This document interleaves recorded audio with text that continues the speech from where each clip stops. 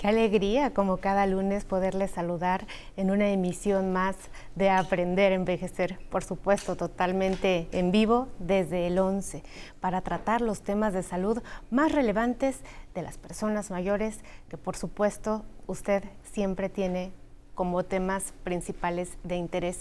Y hoy no es diferente, ¿sabe? Platicaremos sobre la sarcopenia. Por supuesto que en este programa de salud le hemos informado a usted de qué se trata la pérdida de masa muscular asociada a la edad. Hay una cantidad importante de factores que puede provocarla. Conocer estos factores, pero saber cómo lidiar con la sarcopenia para evitarla, pues es indispensable para mejorar nuestra salud. Le invito a que se ponga cómoda, con un cafecito y que veamos la cápsula de introducción juntas, para que regresemos y conozcamos o reconozcamos a nuestro geriatra del día de hoy.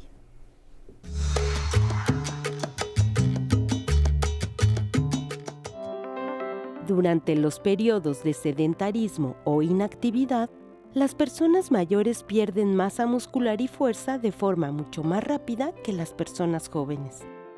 Es importante saber que la disminución del músculo no se da igual en todas las personas, ya que depende de factores como la edad o el sexo.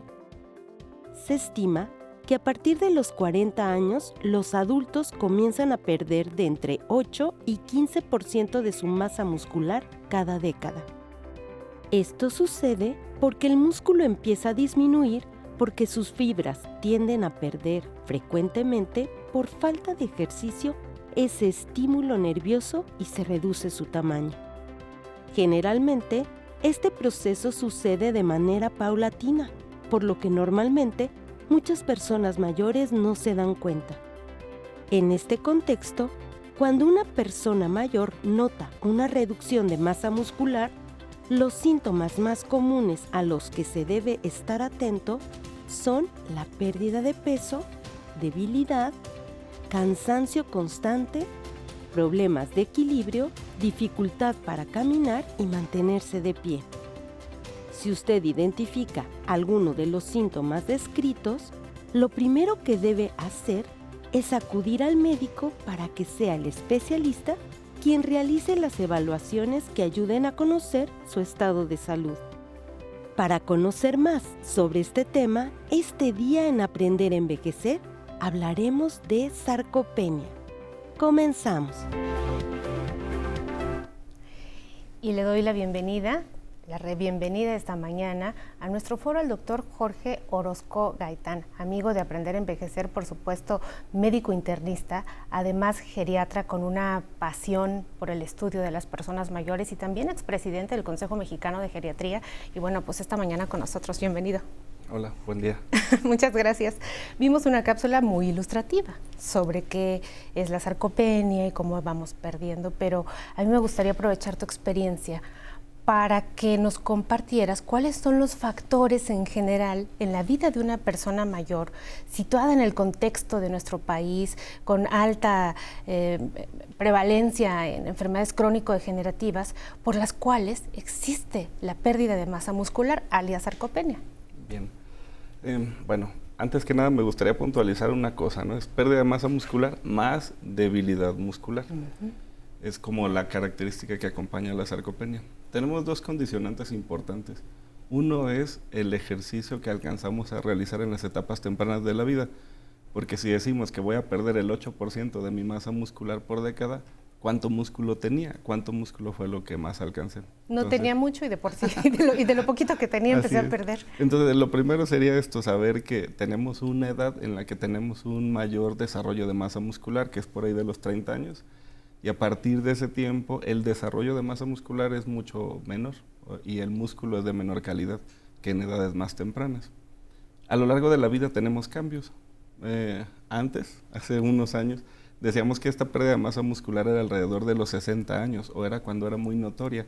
Y esto se relacionaba a los cambios en el estilo de vida, por ejemplo, la jubilación, el cambio de las actividades que yo realizaba todos los días a unas actividades más sedentarias, lo considerábamos como uno de los factores. Pero en la actualidad esa pérdida de masa muscular se da en muchas condiciones antes incluso de esas edades. Personas que tienen patologías renales, insuficiencia renal, personas con diabetes que se limita su funcionalidad y en general todas las enfermedades que limitan la capacidad física van a favorecer la sarcopenia. Por ejemplo, el dolor, una fractura, las caídas. Entonces, ¿actualmente somos personas más jóvenes con menos masa muscular? La cantidad de masa muscular que alcanzamos en nuestra etapa, que debería ser la mejor, es en general baja.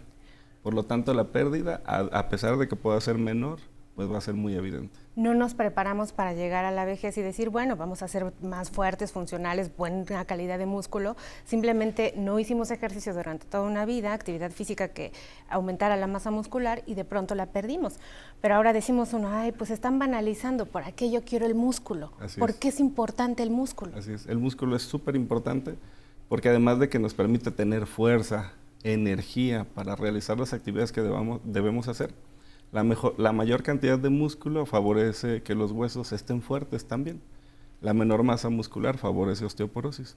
Cuando nosotros tenemos sarcopenia, hay algunas condiciones que van a pasar. Me gustaría decir esto, la sarcopenia es una condición o síndrome geriátrico que por sí sola no representa un problema, una enfermedad, pero que se va a asociar a otras cosas. Entre menos fuerza tenga, es más fácil que me caiga. Si me caigo, es más fácil que tenga una fractura. Entre menos fuerza tengo, será menos probable que yo desarrolle mis actividades o que lo que yo podía hacer antes ahora no pueda realizarlo. Y entonces nos va a generar esa sensación de aislamiento, una palabra muy fea que no me gusta utilizar, pero que muchas personas lo sienten así, ese sentimiento de inutilidad que tanto condiciona pues estados de ánimo también adversos. Jorge, pero también explícale al auditorio por qué nos preocupa tanto que se fracturen.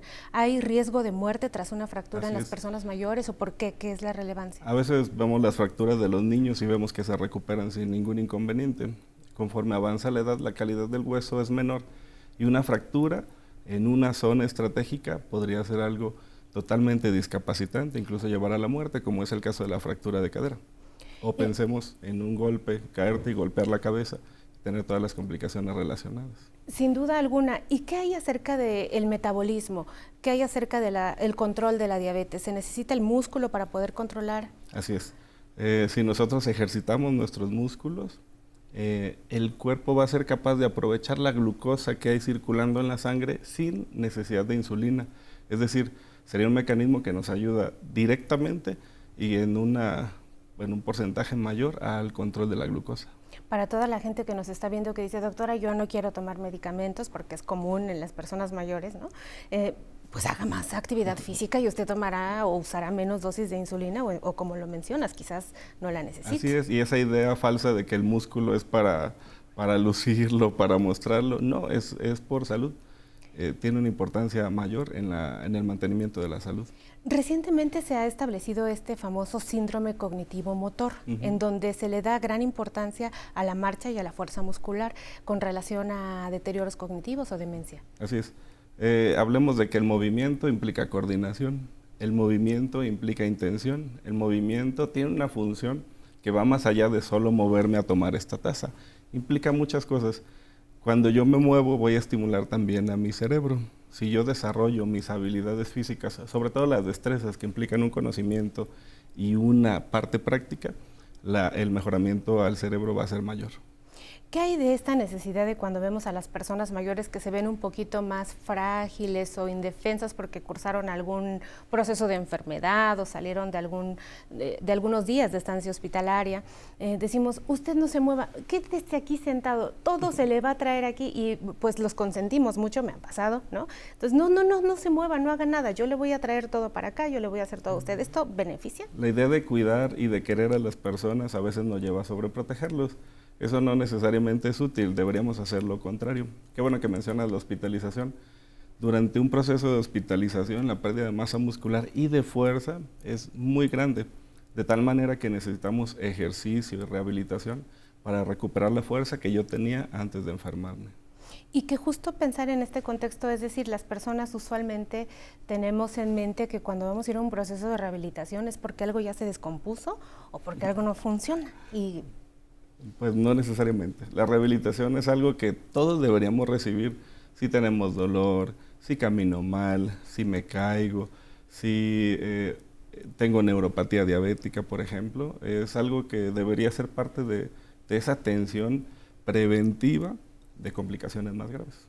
¿Y cuándo nos dimos cuenta en la medicina? Yo me pongo a pensar en aquellas aulas y pues todo esto en la década de los 40, ¿no? Entonces, pues me pongo a pensar en esas aulas de medicina y nadie te decía que había un problema con el músculo. Es más, pues no se tomaba mucho más en cuenta de aprender su estructura y su función. Bueno, esto es algo relativamente nuevo, a pesar de que a finales de los años 80 ya se describía el término de la sarcopenia, pues la definición se fue moldeando para que pudiéramos tener una idea más clara de qué significa.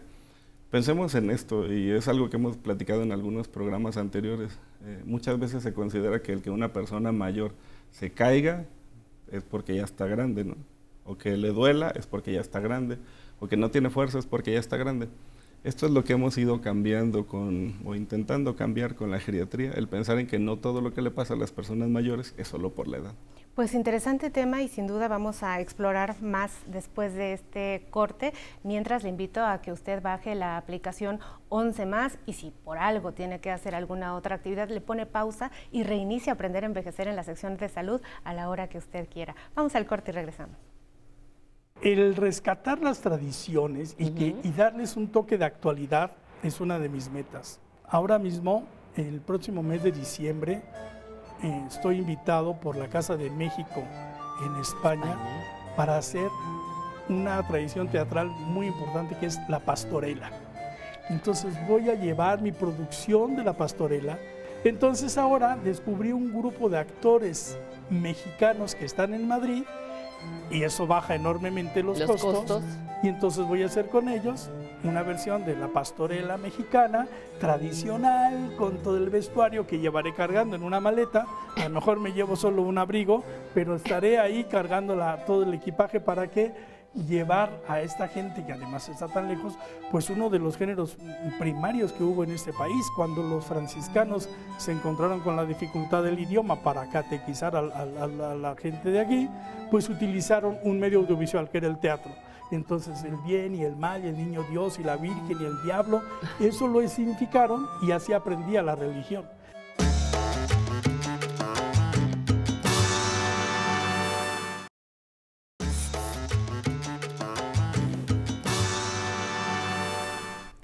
Y pues esta hermosa mañana de lunes seguimos aquí en Aprender a Envejecer en compañía del doctor Jorge Orozco Gaitán, médico internista y geriatra, platicándole a usted acerca de la sarcopenia. Y mi estimado colega, llegó el momento de atender a nuestra audiencia. Vamos juntos. Buenas tardes, soy José Salustiano Arenas Romero, tengo 72 años. ¿Cuáles son las señales que indican que puedo tener sarcopenia? Buenísima pregunta. Bueno, algunos datos en particular, y que es lo que les preguntamos a las personas, es: ¿se siente cansado? ¿Se siente más cansado de lo que habitualmente era? ¿Ha perdido peso? Que son como los datos que nos hacen pensar en que alguien pueda tener sarcopenia, más el factor de la edad. Sin embargo, pensemos esto: a veces vemos personas muy delgadas y pensamos que ellos tienen sarcopenia. La sarcopenia puede presentarse incluso en personas con obesidad y sobrepeso, que se llama obesidad sarcopénica. Una persona se ve de la misma forma, la misma figura que tuvo durante la juventud, pero la pérdida de masa muscular hace que se vean cansados, que se sientan cansados. Entonces, cansancio, pérdida de peso, el factor edad, como los datos principales. Y no todo es lo que parece, me tienen que determinar los porcentajes que tengo de músculo con respecto a grasa. Así es, eso sería lo ideal.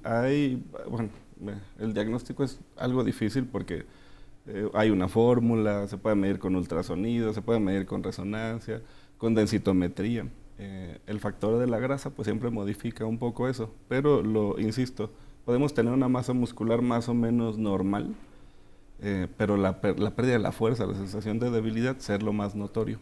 Por eso nos dijiste desde el principio, sí pierde masa muscular, pero la fuerza es importante. Así es, porque por eso vemos esas personas que se ven flaquitos y que van cargando y que están llenos de energía. Como yo, por ejemplo. Como esperemos estar todos. Bueno, vamos a ver la siguiente pregunta. Mi nombre es Paz García Macuil, tengo 67 años. ¿Recomiendan terapia física para la debilidad muscular? Gracias, Paz. Sí, recomendamos ejercicio, pero consideremos lo que platicábamos antes, que muchos de nosotros no practicamos ejercicio en las etapas tempranas de la vida. Entonces, si yo me pongo a hacer ejercicio sin haberlo practicado nunca, el riesgo de lesiones va a ser alto. Entonces, en lugar de obtener un beneficio, podría lesionarme. En la rehabilitación física nos van a ayudar a mantener arcos de movimiento, la flexibilidad, a identificar sitios de lesiones que a veces no tomamos en cuenta y también a mejorar la resistencia muscular. Algunas personas dirán, yo no quiero ir a un gimnasio a levantar pesas, pero hay ejercicios que se pueden hacer en la rehabilitación con ligas, por ejemplo, que hacen que el trabajo del músculo sea bueno. Justo es a lo que quiero ir. Bueno, ya dijimos de qué se trata el tema, ya hablamos del diagnóstico, que es por el médico, podemos ocupar algunas técnicas de imagen, como el ultrasonido, la resonancia magnética, y qué hay del tratamiento. Yo usualmente observo a los pacientes, a las personas que acuden al consejo médico, preguntar, doctora, es que hago de todo y no aumento el peso. Parece que ya es un reto casi imposible aumentar el peso. ¿Qué se hace para el peso a expensas de masa muscular? Así es. Habría que pensar en qué tanto mejora la fuerza. Para eso podemos medirlo con dinamómetros en el consultorio, un aparato básicamente lo que hacen es prensión y ahí conocemos la fuerza. Entonces, no necesariamente tiene que haber ganancia de peso para lograr una ganancia muscular o una ganancia de fuerza. Eso es importante.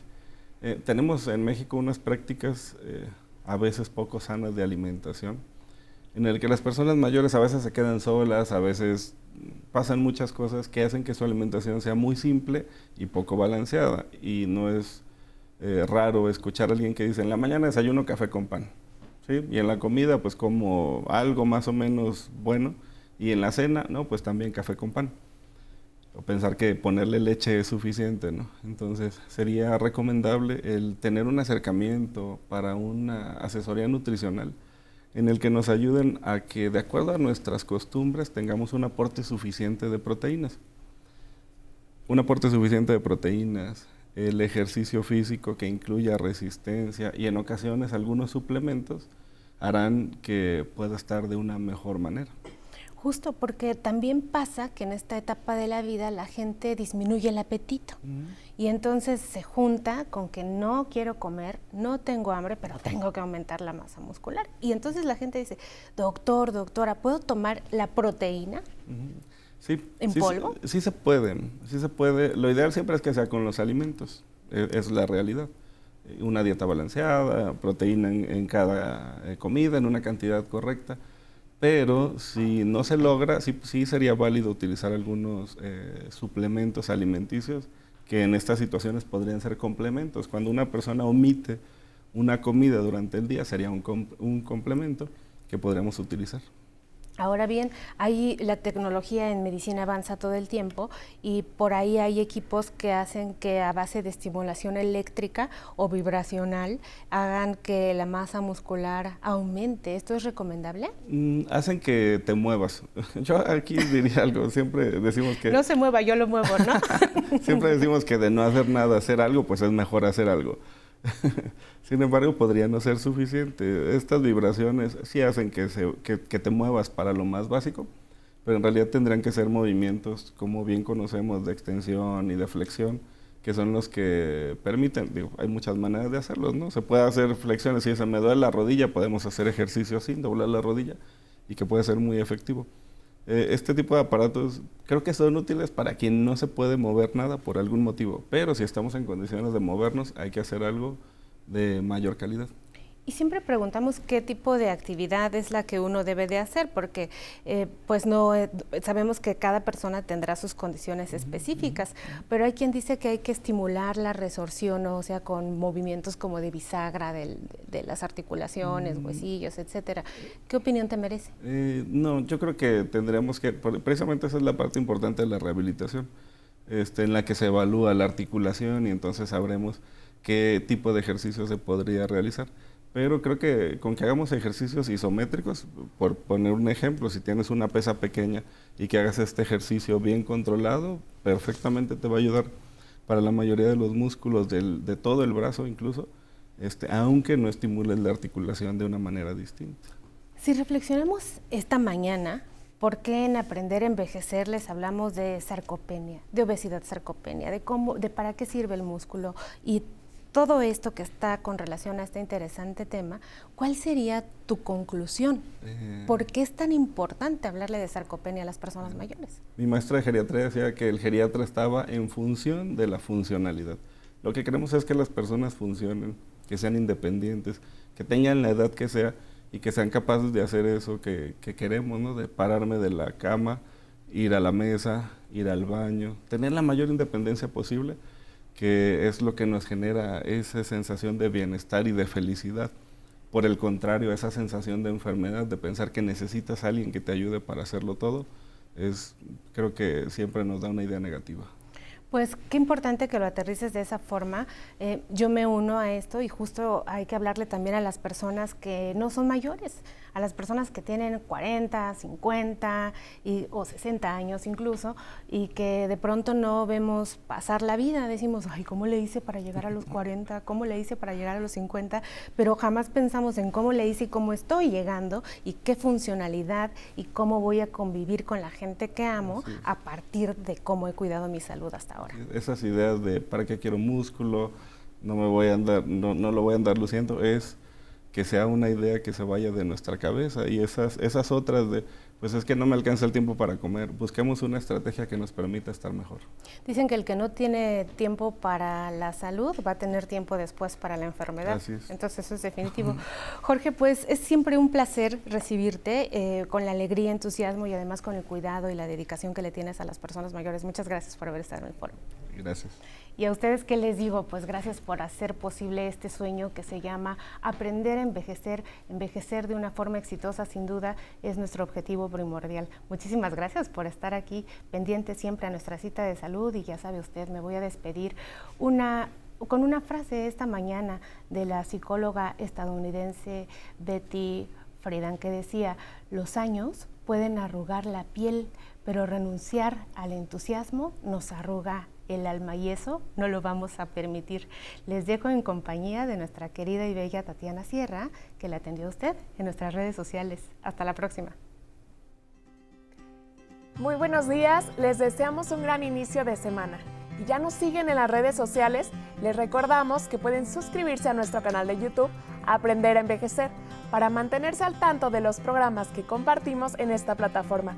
Active la campanita para estar al pendiente de las transmisiones en vivo y del contenido que hemos preparado para todas y todos ustedes. También en Facebook nos encuentran como Aprender a Envejecer. Allí podrán ver nuestra galería de fotos, consultar los videos de sus secciones favoritas o revivir transmisiones pasadas, que se quedan guardadas para que puedan verlas en el momento que más lo deseen.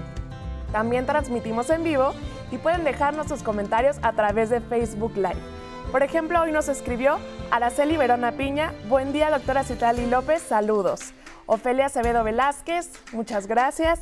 Francisco Venegas, felicidades, excelente tema. Tenemos Angie Estrada, nos comparte un poco sus dudas. Dolores Mesa, gracias, excelente tema y buena información proporcionada por los especialistas. Y pues muchas gracias por escribirnos, nos encanta leer sus mensajes. Y ya lo sabían, la aplicación 11 Más es una gran opción de entretenimiento, pues en ella encontrarán un amplio catálogo con las producciones del 11 para que puedan verlas en su dispositivo de preferencia, en el momento que ustedes gusten. Ahora vámonos a bailar, esto es Zacatlán, interpretada por el internacional Pepe González y su orquesta. Disfrútela, nos vemos mañana.